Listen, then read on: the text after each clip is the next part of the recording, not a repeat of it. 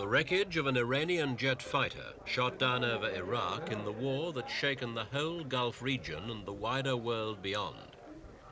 The fighting, begun by Iraq, threatened to involve other Gulf states and even the Americans and the Russians, who both have deep-rooted interests in the region. The United Nations, the big powers, the Islamic states, all urged Iraq and Iran to come to the negotiating table. With oil installations sitting targets for modern aircraft and artillery, both countries could end up economically crippled, and the world outside could face an oil and energy crisis bigger than any that has gone before.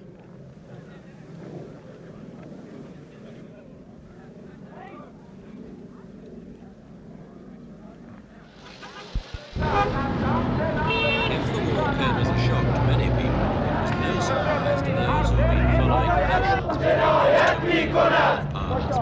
The rivalry is in fact centuries old. These tensions been mounting ever since the revolution. Under the rule of Ayatollah Khomeini.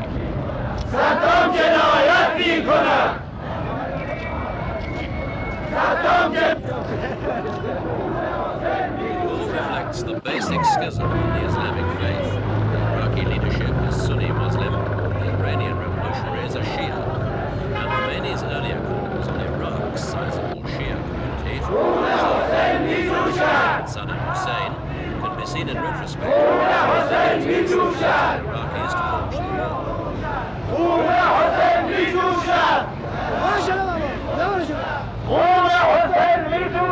Iran, still in economic and political convulsions in the aftermath of the revolution, is considered by Iraq and by most outside observers to be virtually against a determined and well-armed foe.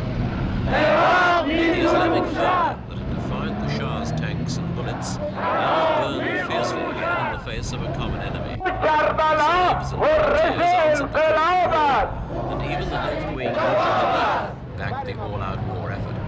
Iran was determined not to make the slightest concession about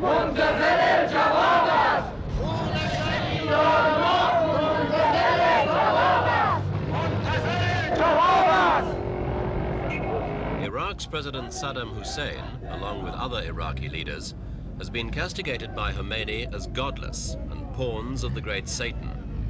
But despite the ferocity of these Islamic feuds, this war is not just about religion. Baghdad was the center of Iraq's revolution back in 1958, when the Western-backed monarchy was overthrown in a coup. Abdul Karim Qasem was the military man who became the first president, but he was soon to meet internal opposition. He had a long spell in hospital after an armed attack by a group of Ba'athist socialists, among them today's president Saddam Hussein, who was forced into exile.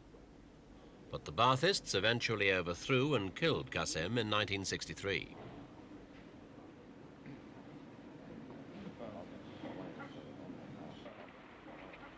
Border disputes are nothing new between Iraq and Iran.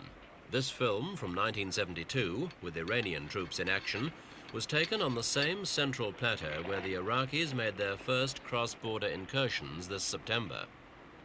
The ill-defined boundaries left behind by European powers have long been the subject of disputes that have flared into violence in times of tension. Though much of the area is a desert, it's national pride that is at stake on both sides. Further north, the border winds through the mountains of Kurdistan. This region, spreading into Iran and Iraq, and also into Turkey, is the home of the Kurds, the fierce mountain people who have been a constant source of trouble to successive governments in Baghdad and Tehran. It was the Shah's promise to end his support for the Iraqi Kurds that was to play an important role in events leading up to the latest conflict.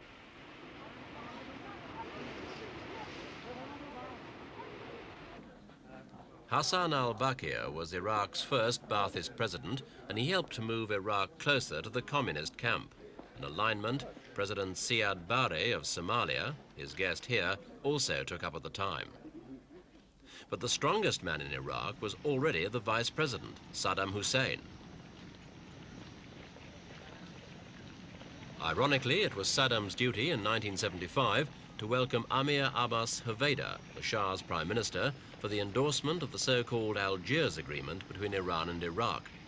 This treaty contained the Iranian pledge to end support for Iraqi Kurds. In return, Iran got territorial rights out to the center of the Shatt al-Arab waterway. Saddam was deeply unhappy over the agreement, and the recovery of this territory was one of the prime targets of the current fighting. Saddam took over from the ailing AL-BAKR in 1979, consolidating his power with a brutal and bloody purge of his political opponents. He bought technology and arms abroad with Iraq's growing oil wealth.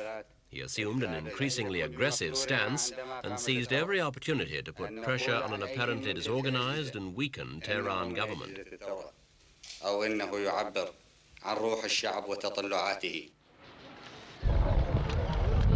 In April 1980, thousands of Iranians who had been living in Iraq were expelled to become refugees in their own country. The bitter rivalry between Shia and Sunni Muslim factions, encouraged by Khomeini, was one reason. But there was also tension between different groups of Iranians. Iraq had given shelter to thousands of Khomeini's opponents.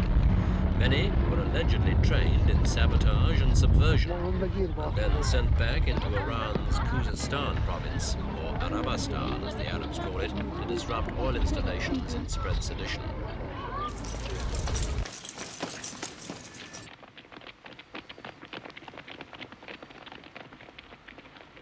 Iranian pilots scramble, part of a practice exercise with their American-built Phantom jets.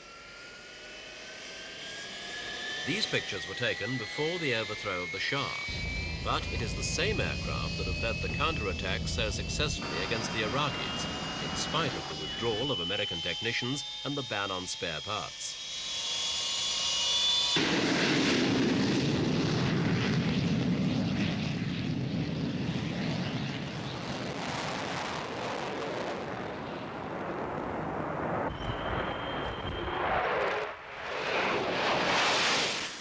In one of the first acts of war on September the 22nd, Iraqi planes attacked Mehrabad airport outside Tehran, an apparent effort to knock out Iran's air force on the ground. But the raid was not conclusive.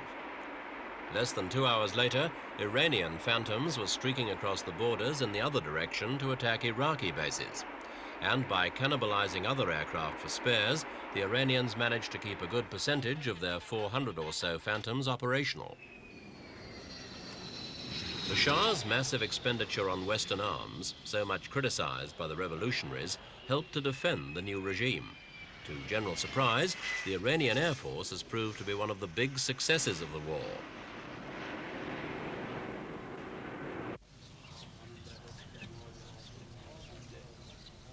The Iranian army is the branch of the armed forces most affected by the revolution. Regular troops were generally drawn from the masses, with the officers coming from the privileged classes. But the army leaders were among the first to be sentenced to death by revolutionary courts, and many soldiers either went into hiding or were sent home by the new, less military-minded leaders. Remaining units were led in prayers by the mullahs rather than in arms drill by officers.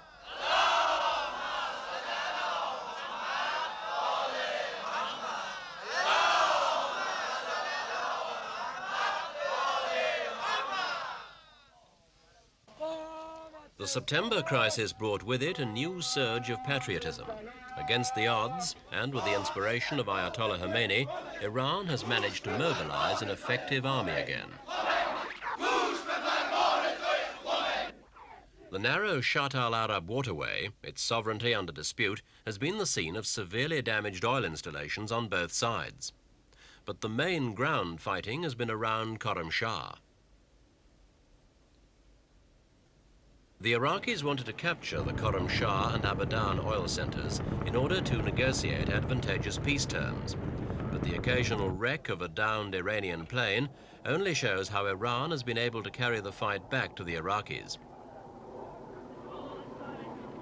Iraq was gambling on a short, sharp campaign, and as its troops rolled eastwards, they confidently let foreign reporters follow them. Permission to film, though, wasn't always granted.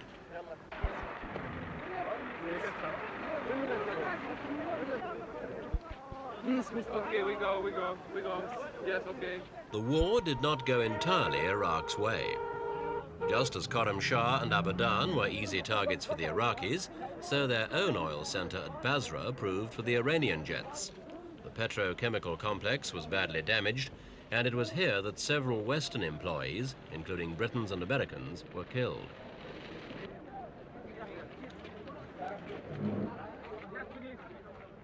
The initial cross-border thrust was quite successful. Various Iranian equipment was captured as border posts were overrun. If all went well, Iraq was planning a multi-pronged advance that would take its forces north, south and east into Khuzestan. A number of Iranian pilots were captured. Claims to have shot down 200 planes were clearly exaggerated and part of the propaganda exercise. There were accusations that some Iranian bombs had been deliberately aimed at civilian targets. But with modern jets flying so fast and so low to avoid radar and missiles, accuracy can hardly be expected of the pilots.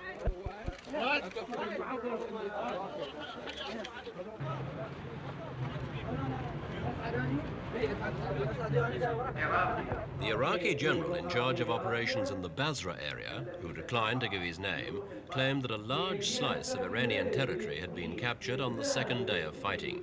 He said resistance had been slight and the forward drive would continue.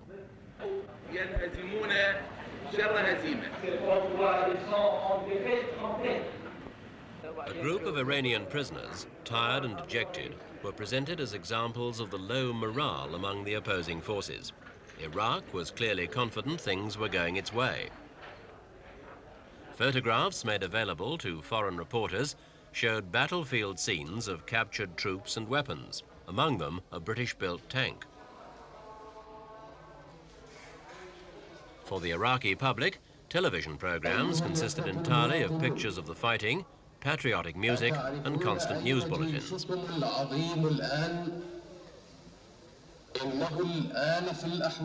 Some claims later proved to be premature, and after the early hopes of a quick victory, Baghdad was reminded that it was a city at war.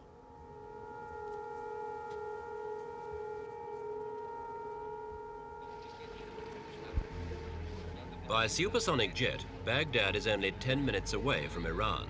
The Phantoms repeatedly evaded the defense batteries and intercepting MiG fighters, and they delivered a devastating blow by hitting a French-built nuclear research center 30 kilometers east of the capital. They also hit an oil storage area on the outskirts of Baghdad, whose citizens were now beginning to take the air raid warnings seriously. The increasing damage around them could no longer be ignored. By now, Iran was gaining in confidence. Ayatollah Khomeini declared there was no question of compromise. The fighting would go on until the last Iraqi was driven from Iranian soil.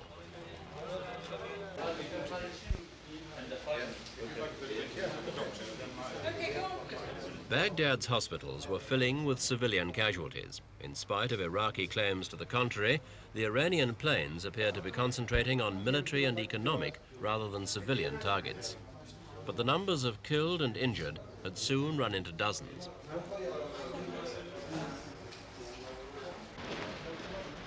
Paris became the venue for claims and counterclaims after less than a week of fighting. The Iranian Vice President, Tariq Aziz, was believed to be seeking assurances that France would go ahead with the planned delivery of 60 Mirage jet fighters. But in a communique, France restricted itself to a general call for moderation. Mr. Aziz also took a moderate line by declaring that his country had no territorial claims on Iran.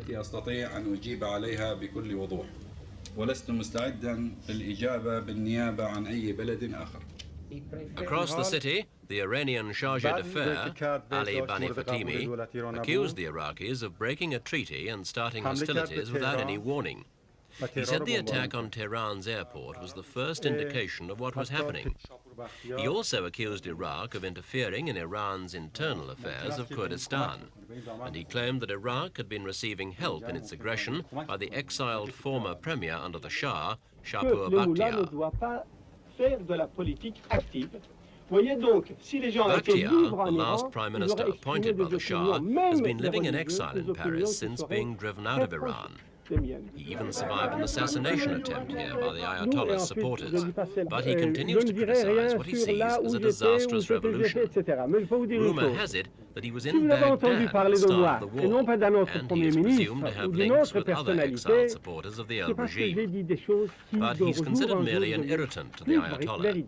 He's not thought able to mount a serious challenge to him from abroad. Ceux-là même qui, sous la pression de la populace, ont cédé et se sont inscrits sur la liste Khomeini, lisez les journaux qui arrivent de l'Iran. Tous les jours, vous avez un mot sur Bakhtiar, il avait raison sur ceci, il avait raison. Mais ils n'ont pas le courage et la possibilité de le dire tout haut. The whole issue of the Iranian opposition to Khomeini has now been called into question by the war.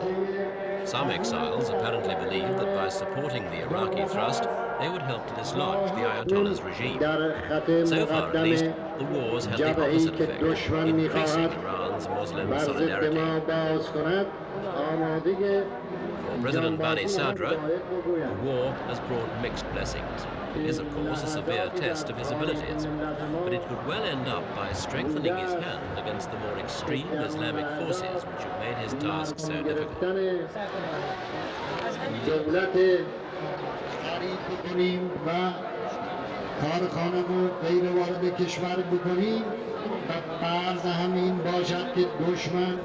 The section of the Iranian armed forces that has best survived the American embargo and the reprisals of the revolutionaries has been the Navy. The Shah, who aspired to the title of the policeman of the Gulf, built up an impressive array of warships, which made the Iranian Navy one of the most powerful in the world. They were able to blast Iraqi oil installations around the shoreline and were powerful enough to add credence to Iran's threats to attack any other of the Gulf states, which gave succor to the Iraqis.